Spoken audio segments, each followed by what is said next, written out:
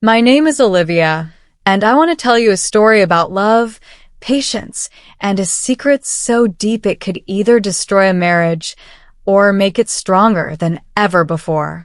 When I first married Daniel, we were young, barely out of college. We lived in a small apartment in Denver with peeling paint and more dreams than money. But none of that mattered because we had each other. We laughed, we fought, and we promised to build a life together, no matter what challenges came our way. Daniel was everything I had ever wished for. He had a warm smile, a playful sense of humor, and a heart that overflowed with kindness. Every anniversary, he'd surprise me with flowers, handwritten notes, or weekend getaways. He believed in love, deeply, and I loved him for it. But I carried a secret. It wasn't something selfish. It wasn't something dark. It was something sacred. The morning after our wedding, when Daniel was still asleep, I sat quietly by the window holding a small velvet box. My hands trembled slightly as I traced its edges. It wasn't a piece of jewelry or money. It was something far more personal. Something I wanted to give him only when the time was right. Before I married Daniel, my grandmother had given me an old journal wrapped in soft silk. She held my hands gently and whispered, "One day, when your love has stood the test of time, give him this. It holds something that will remind him of who you are and what love truly means." I never told Daniel about it. That morning, I slid the journal into a wooden chest tucked beneath our bed. I wrapped it with care, almost reverence, and promised myself I would wait until he was ready. As the years went by, we built a beautiful life together. We celebrated birthdays and anniversaries with laughter and love.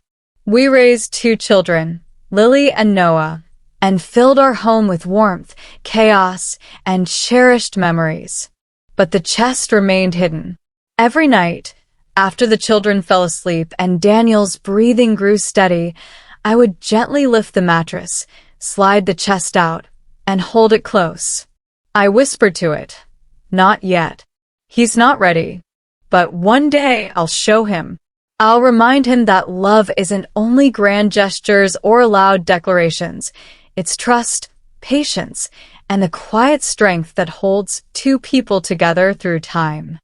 Sometimes, I'd sit on the floor beside the chest for hours, stroking the worn wooden surface, imagining the moment I'd finally share it with him.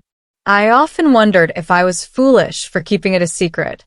But deep down I knew some truths must be revealed slowly. Some memories need to be earned through shared laughter, tears, and trials. As the years passed, I watched Daniel age gracefully. His hair grew silver at the edges, fine lines appeared around his eyes, and his smile softened with experience. There were nights I caught him staring out the window, lost in thought, as if he was searching for something he couldn't name. I wondered, would he ever be ready? What I didn't expect was how close that day would come. Every year, without fail, I would lift the mattress, dust off the chest, and trace its edges as if greeting an old friend. I whispered promises to it. Not yet, but soon. He doesn't know, but one day I'll show him. I'll remind him that love isn't just the grand moments, it's the quiet sacrifices, the whispered hopes, and the trust that grows over time. And slowly, the moment crept closer. Years passed quietly, or so it seemed. Life with Daniel was a perfect storm of ordinary miracles, shared smiles, whispered secrets, small arguments followed by laughter, and the occasional quiet sadness when we sat side by side, staring at the same sunset, but thinking different thoughts. But I could feel it. Something had changed. It wasn't loud. It wasn't dramatic. It was subtle, like a shadow that stretches when the sun dips below the horizon. Daniel became more distant. He still smiled at the kids, still kissed me goodnight, still planned weekend trips, but his eyes seemed elsewhere. He would sometimes check his phone quickly when I entered the room. He'd stay awake longer, staring into nothingness. I wanted to ask him. I wanted to scream, "What is going on? Tell me." But I didn't.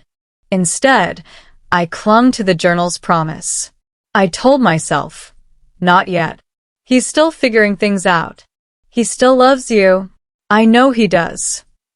But deep inside, a knot began to form. It was a rainy Thursday afternoon when I saw it. Daniel had left his laptop on the kitchen counter while making coffee. I had gone to wipe the table, and that's when I saw the screen. There it was. A message window opened to a conversation with someone named Rachel. The words blurred at first. My eyes didn't want to believe them, but I froze as my breath caught. "Can't wait to see you tonight. You make me feel alive." I wish I could tell Olivia. My hands went cold. For a moment, I couldn't move. I quickly closed the window, but the damage was done. My stomach twisted. My heart beat so loudly, I thought the kids would hear it. I sat down at the table, staring at the untouched coffee, my hands shaking. This was the man I loved with every fiber of my being. How long had this been going on? Was it only words or something more? A few days later, I accidentally picked up his jacket from the chair. Inside the pocket, a small piece of paper fell out. A hotel name. An address. I sat on the bed for hours, crumpling the paper, smoothing it out, crumpling it again. That night, I couldn't sleep.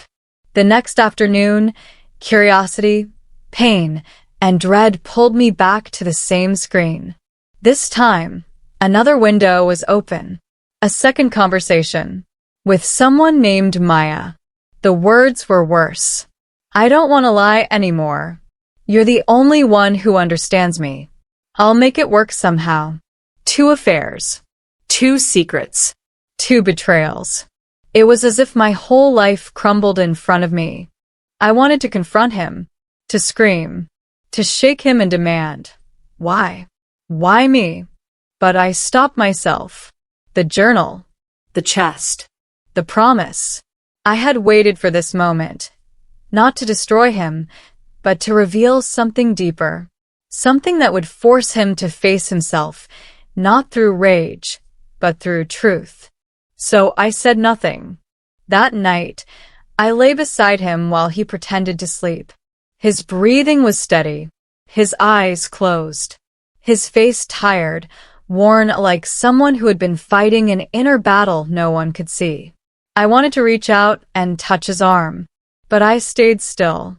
Days turned into weeks and weeks into months. Daniel's guilt began to show. He'd avoid my eyes. He'd flinch when I touched him. He'd mutter apologies in his sleep, unaware I was listening. One evening, I saw him cry. I watched from the kitchen door as he sat at the table, face buried in his hands, shoulders shaking. For the first time, I didn't feel hatred. I felt heartbreak. How broken must a man be to live 2 lives at once? How much must he be running from himself, from love, from responsibility? My heart screamed for revenge, but another part of me whispered patience. The journal, the gift, it wasn't meant for anger. It was meant to remind him that love is not something to be hidden, not something to be betrayed.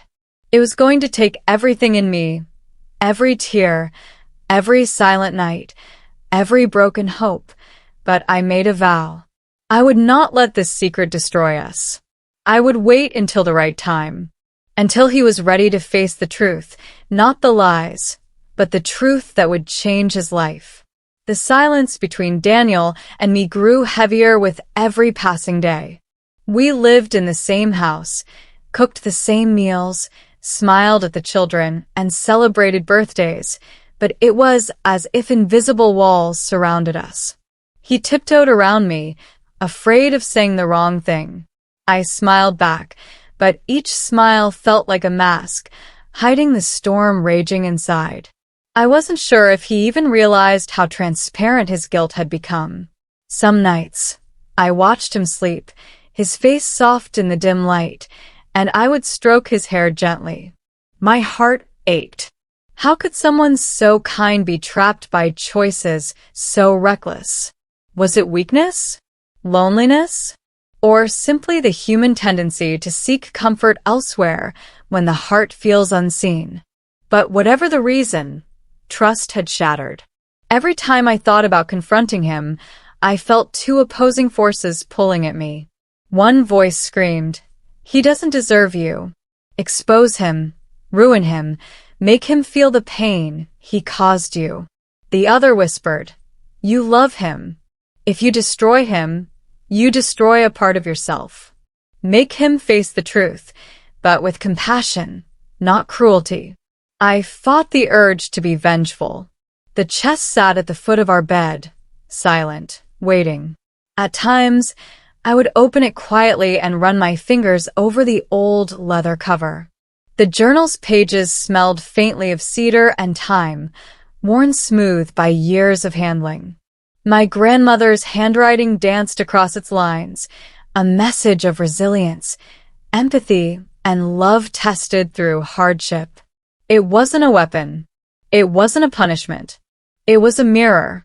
The kids didn't suspect anything. Lily would chatter about school projects. Noah would pull at my arm, demanding stories. Their laughter filled the rooms, and yet I felt empty inside. Some days I wanted to break down in front of them, but I held it together.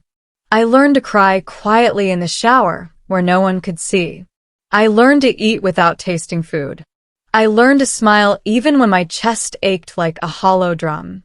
When Daniel reached for my hand, I would freeze, but then soften and let him touch me. I didn't want to push him away, and that confused him. I knew it. His eyes, once carefree, were now full of regret and fear. I began to wonder, would he ever confess? Would he ever ask for forgiveness? Or would this secret remain buried, festering inside him like an infection waiting to rot everything we built? One evening, as the kids were asleep, Daniel came into the living room holding a glass of water. His hands trembled. "I'm sorry," he whispered. The words hung in the air. I looked at him, and for the first time, I didn't rush to speak. He sat next to me and wept, silent sobs that shook his shoulders. His eyes, bloodshot from lack of sleep, pleaded without words. For the first time, I felt pity. This wasn't a villain I was married to. This was a man drowning in guilt and loneliness, desperate for something he didn't know how to name. But pity isn't enough to erase betrayal. So I smiled softly, touched his shoulder, and said only, "I'm here." He buried his head in his hands and wept harder. That night, I sat beside the chest, opened it, and placed the journal on my lap. I traced the cover again and again until it seemed to melt into my skin. It was time to plan, not for revenge born of rage, but for a revelation born of strength. I wanted this to matter. I wanted him to feel the weight of what he'd done, not through humiliation, but through reflection. So I created a plan. Not a vengeful one, but a deliberate one. A plan where trust could be rebuilt, but only after he confronted the truth himself. I began to observe him without suspicion, like someone studying a butterfly's fragile wings before touching them. I noticed the way his shoulders slumped when he thought I wasn't watching. I noticed the way he kept a separate wallet hidden behind his desk drawer. I noticed that he avoided looking at me when his phone rang. I even noticed that he hadn't worn his wedding ring in weeks. Each detail carved another notch into my heart, but it also made my resolve stronger. I began quietly documenting what I saw, not to accuse, but to understand. I kept a notebook hidden behind the bookshelf, where I wrote every interaction that seemed suspicious. Dates, times, snippets of overheard conversations. It was like gathering puzzle pieces, but instead of solving it for vengeance, I wanted to build the full picture so that when I finally spoke, it would be with certainty. The journal would be his turning point. But when? Not while the pain was still fresh. Not while his shame paralyzed him.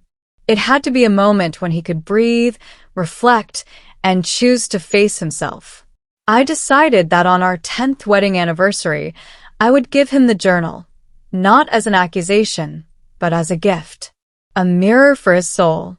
A reminder that love isn't perfect, it's patient.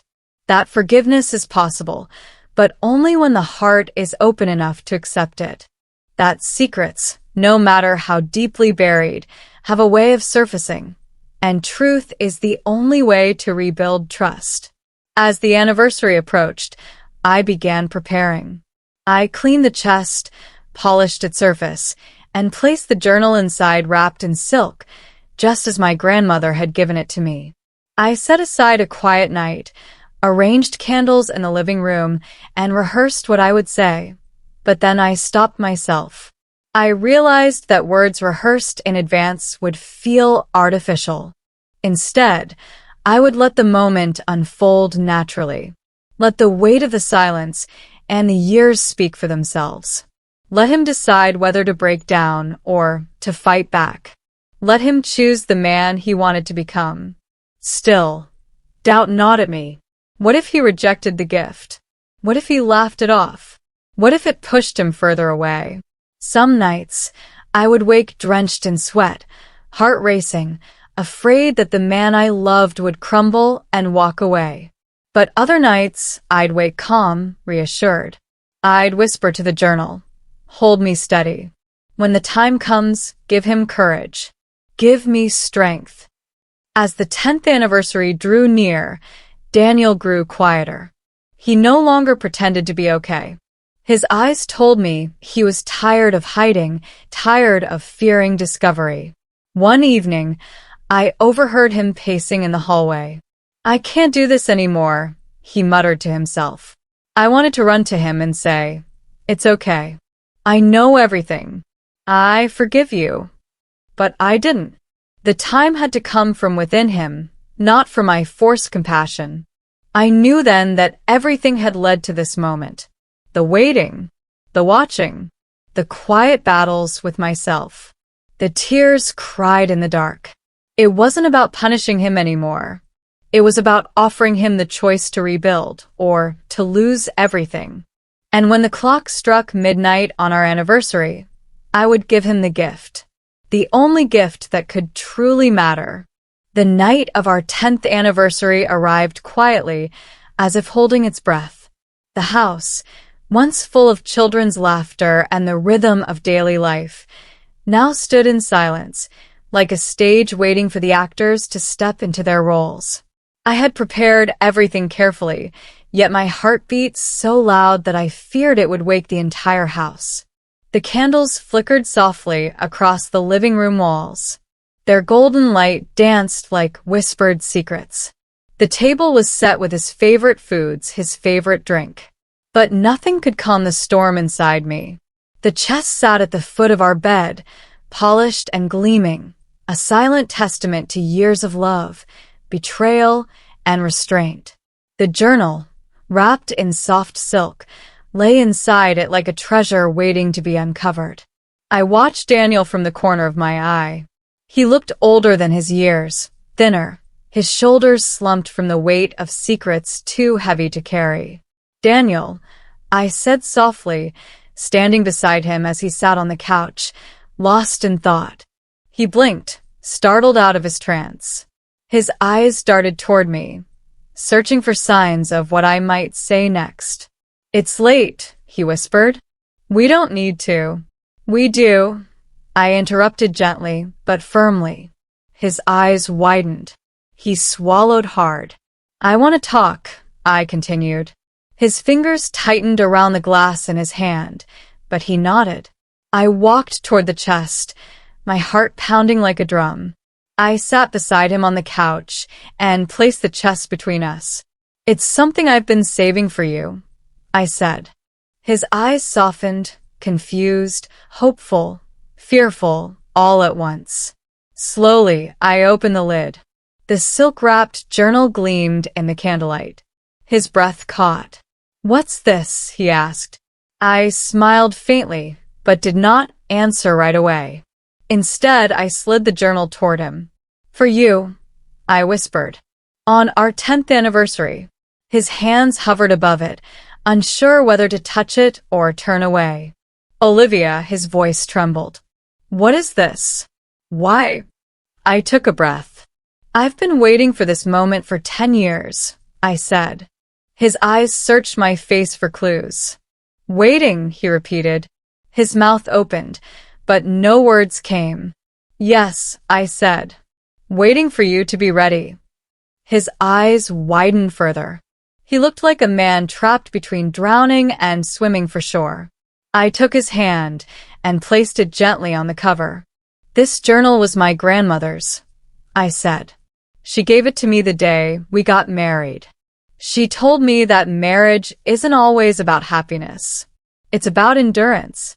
It's about holding each other through storms." I paused, watching his reaction. "It's also about honesty," I continued. His eyes dropped to the journal.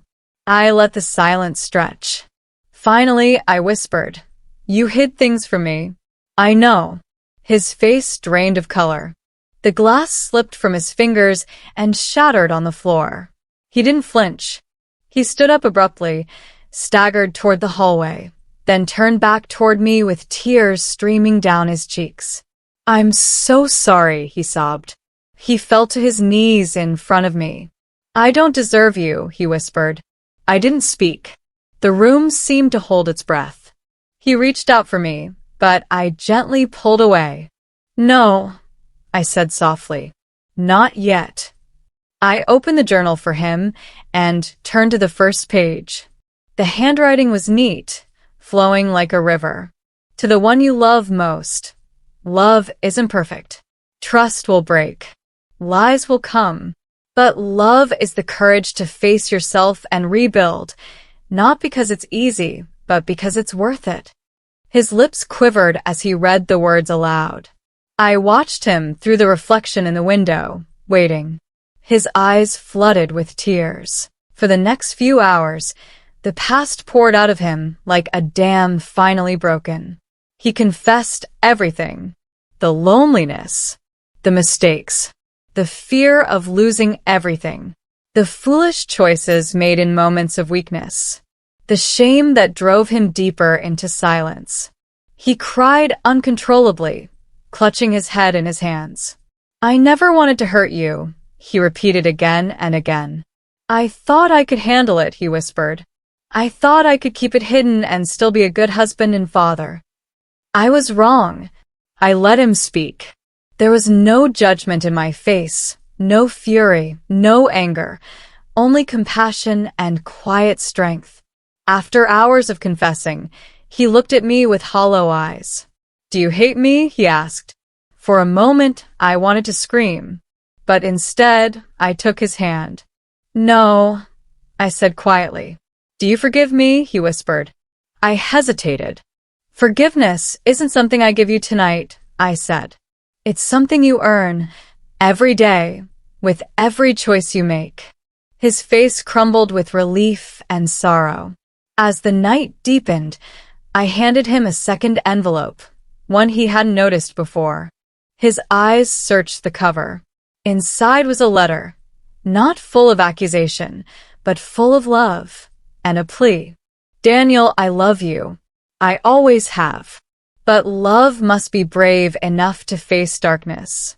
If you choose honesty, if you choose to rebuild, I will walk beside you. If you choose silence again, then I will walk away, but with peace, knowing I tried." He clutched the letter like a lifeline. For the first time in years, he breathed freely. We sat together long into the night. We didn't resolve everything. We didn't pretend the past hadn't happened. But something shifted. The silence no longer screamed. It whispered. The shadows in the corners of the room receded. The journal sat between us, no longer a symbol of secrets, but a bridge between what we had lost and what we could choose to rebuild. And in that moment, I realized something profound. Revenge isn't about breaking someone. It's about holding them accountable to the truth. It's about offering them the chance to change. It's about making love stronger, not weaker. The days that followed our anniversary were unlike anything I had ever imagined. The house no longer felt like a place heavy with silence and secrets. It wasn't perfect. He wasn't perfect, but it was alive with something deeper, something real. For the first time in years, Daniel looked at me with eyes that carried honesty, regret, and hope all at once. We didn't pretend the past hadn't happened. We sat together and spoke of every wound, every betrayal, every lie. And yet, for all its weight, it felt strangely freeing. The first week was the hardest. Daniel couldn't look me in the eyes without breaking down. Some nights he stayed awake long after I fell asleep, staring at the ceiling, tears slipping into his pillow. Some days he tried to help me around the house but froze, unsure whether to speak, touch, or simply sit quietly. But I didn't pull away.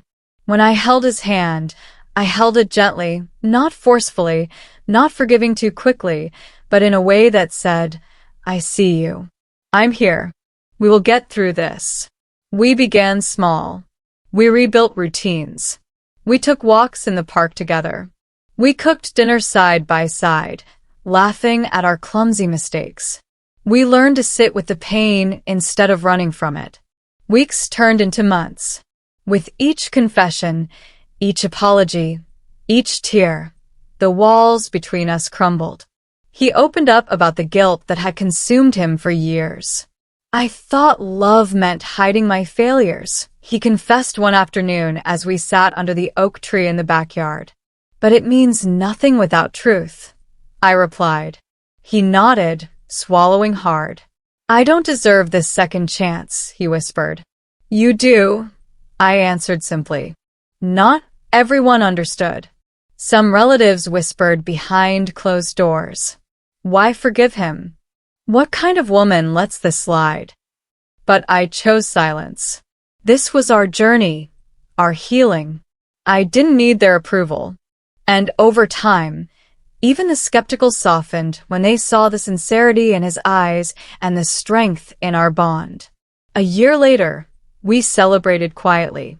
We didn't go to a fancy restaurant or throw a big party.